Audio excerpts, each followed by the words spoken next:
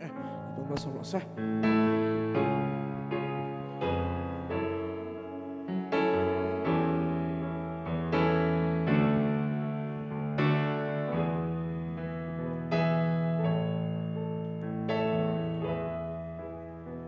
lên roal tên nun đi cái đón sáng ya lần na thì sen su càng ngày nếm chi thì tu ra ăn xoay để thân xóa tu ra câu na chu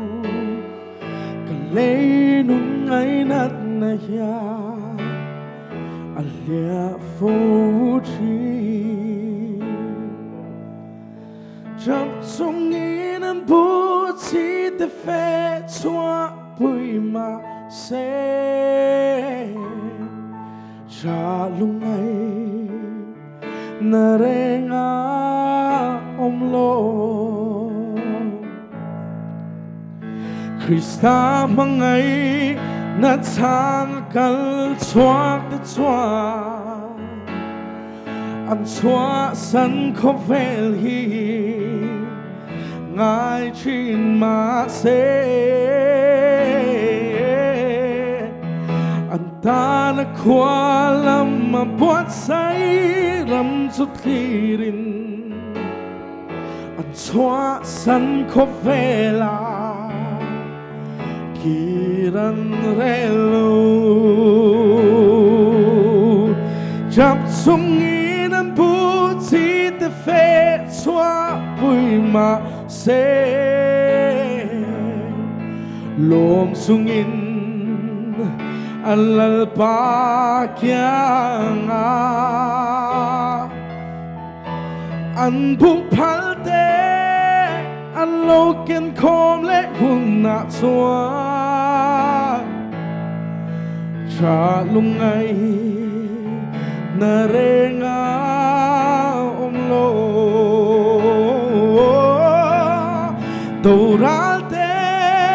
lo sangin min hual vel ma se kalal pa ka kyang om re chập Chungin an bút chi te phê xóa bụi mà sẽ chập Chungin an bút chi te phê xóa bụi mà sẽ lom Chungin an lal pa kyang